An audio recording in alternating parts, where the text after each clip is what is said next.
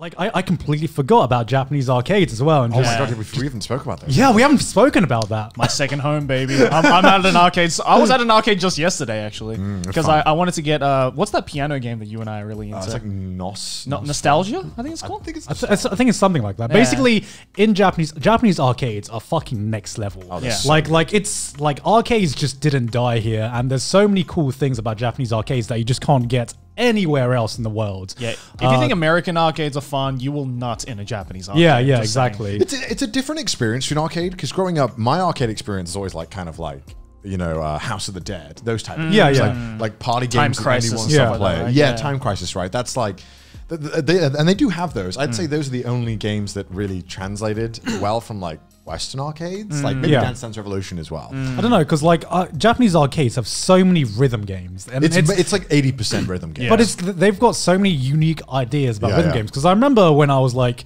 before I came to a Japanese arcade, I was like, oh yeah, rhythm games aren't really my thing. You know, I didn't really enjoy DDR, all that kind of stuff. And then I went to a Japanese arcade, and there are just so many different types of rhythm games, and it's fucking crazy. I mean, I thought after, you know, playing Guitar Hero and just pretending to be a band or what was it, Rock Band? Rock Band, No, just playing basically every instrument. I was like, DJ okay, Hero? rhythm games aren't going to get better than this because you're pretending to play the instruments. Yeah. And then Japanese arcades be like, nah, how about we just invent instruments? Yeah. You see this DJ board right here? Yeah. 6 buttons. You're a DJ now. and it feels amazing when you like turn the knobs and stuff. And it's like, ooh, okay. I'm making some music right now. Goddamn. Yeah, but no, I was the exact same. Like, I've always liked rhythm games. Yeah. Even way before, you know, like Rhythm Heaven and stuff like that on the DS. Like, I played the fuck out of those games. Loved it. But when I moved here, I was the exact same, right? I was like, I'm not a huge fan of DDR. Never really played a lot of rhythm games like in Western arcades, and I didn't really even have an arcade in Australia. Yeah. Like, we didn't really have an arcade that was nearby enough. Like, we had one in the city. Yeah, there's one that was really far away from me. Yeah, but like the city for me where I live is like 45-minute drive away. shit, So okay, to a 14-year-old, it might as well be in a different country. Yeah. So my only experience with arcades is the Japanese arcades. Yeah. But even when I was little, I would go to a Japanese arcade, and I never really touched the rhythm games because all these like high school kids are around, and as a 10-year-old, you don't want to go into that crowd, it's right? intimidating. Those dudes on some of these games are insane. You know someone is like insane when there's like a 16-year-old just rocking up in front of a tunism machine, and he just puts his gloves on. Yeah, the gloves. If they wear gloves, they're like serious. Yeah. It's like that anime moment, you know, when you put on the glove. He puts on the gloves. He just does the shine, and he just gets ready. Like they just stretches and shit. I'm just like, is that the game where they go like this? Yeah, It's like, they for some reason, I don't know why all the good players do it. There must be a trick but they all throw their hands in the air when they're playing this piano. I've played they just tuning them don't care. before. That's an actual movement. Sorry. Wait, what? What'd you say? Don't worry about it. I'm going to see the replay now. Motherfucker. No, but like I played tuning them once because I was also You're interested. just like, That's an actual movement you need to do. You have to. There's a sensor in the actual board that senses your hands moving up. Well, Yeah. But a lot of them do it like when they've, in the movies, or they finish their piano solo and they just like raise their hand. Yeah. They go high. Yeah, it looks like a classical pianist just finishing their performance, right? It's like, But they're doing it like every I mean, 2 like seconds. they're almost putting in as many inputs as like a Japanese pianist, like not a professional pianist. Sometimes it looks so cool though. When someone's good, you're like, man, this is amazing. This is like a spectator sport right here. Yeah, but then you think about, man, how many 100 yen coins did they have to go through to get to that level? But to be fair though, you get like 3 songs most of the time, so about 10 minutes for about 100 yen, which is less than $1. So wait, so what are the go-to rhythm games for you guys at an arcade? I like the one you showed me. I can't remember what it was called, but it's the one where it's like a massive circle. Oh yeah, Waka. Yeah. And basically it's a really unique input where it's like the entire circle, and you have to like follow the lines and everything like that. We'll have a video on screen. Yeah. I'm It was something that. It's rhythm games like this that you just can't. I've just never seen before. Yeah, That shit burned my fingers though. When you're trying to do that, it was the first time I considered. I was like, should I buy gloves? Yeah, because it's like a plastic thing, right? And some of the inputs are like, do a full 360 with your hands, so you're just sliding your sweaty palms all around this thing, and you're like, like trying to get your hand around. And I was like, oh, that's where the gloves come in handy. No, because the thing is, they're they're not buttons as well. They're all just sensors. So you're just here like smashing this smashing this hard surface, like, dude, and it hurts your fingers. Oh my really god, fucking hurts. Shit hurts. I love the piano one, but that's because it's basically.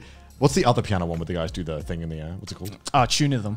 I feel like that's the hard version, and the one that I like is the easy one because it's like a piano thing, but you don't have to actually hit the right, just close enough. Just somewhere around there. So you basically look at the screen, you just do that. It's really like beginner friendly, and I really like it because a lot of them, like I feel the problem with a lot of the games is there's medium and then there's fucking insane. Like there's no in between. And I always had this problem with Guitar Hero where like I could do medium fine, but when we put the little pinky involved, that's when it all fell apart. Like I couldn't do it. It makes you feel like a pianist. Oh my god, shut the fuck up. Or the classic, the taiko drums, right? Oh yeah. That's like whenever you bring someone, you're like, get on, come on. Yeah, come on. You'll enjoy this. It's so easy to understand, right? It's like monkey brain mode activated. Yeah. I hit 2 places. Okay, I understand. Yeah. What about you? I mean, the one I always go to is Groove Coaster. Oh, you always play Groove Coaster. It looks cool though. Groove Coaster's fun.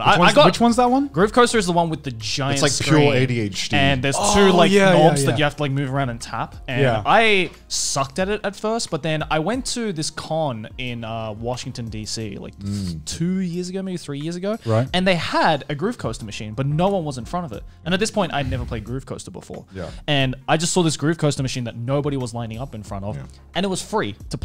Yeah, and the cons The whole con. Yeah. So I was like, I got like 2 hours to kill. Fuck it. And no one's lining up in front of this thing. Let's do it. And I got so good in those 2 hours where I was just like, He's like, I have to go to Joey? I have to come back to Japan and like actually get on these machines. And, Yeah, and then yeah. ever since then, I've loved it. And there's also what's the other one? What's the cube one?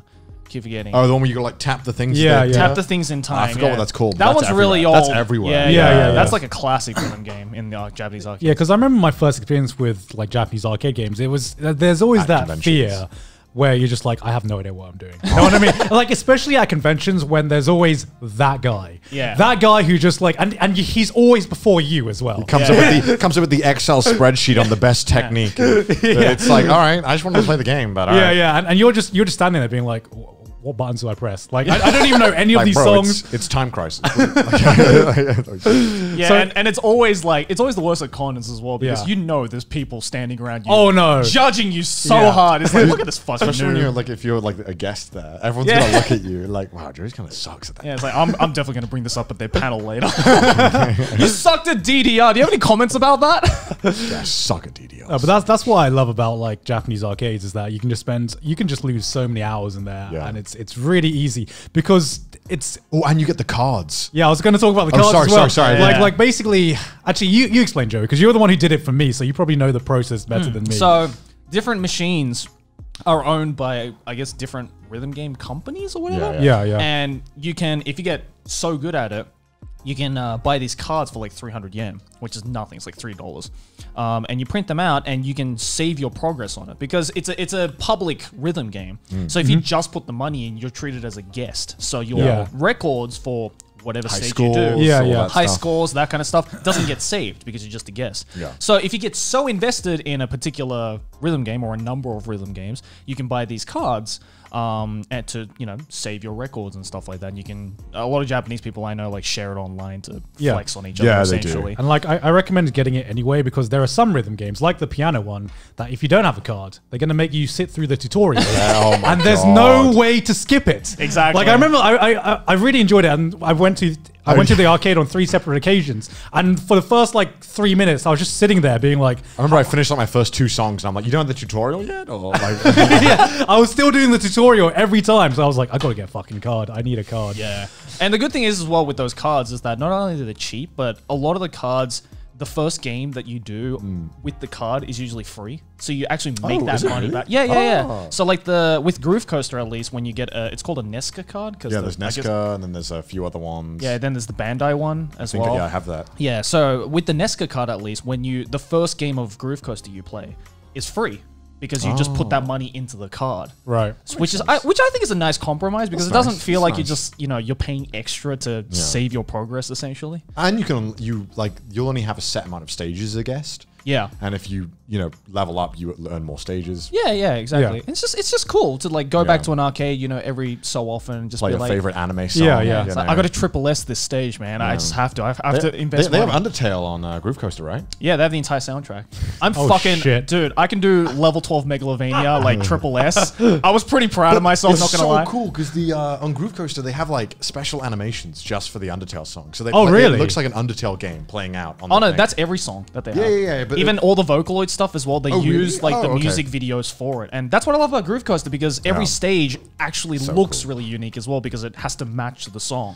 Right? Have you tried using your card, the ones in America? Have you ever tried that? No. I should try that. That's just That would be pretty Does cool. it work? If you're at a convention and you just probably wouldn't, right? Because whip out the card, right? Yeah. probably need to be connected to the internet. I gotta flex on these people that I triple S Megalovania on level 12. Oh, you don't have all the stages. Yeah. Oh.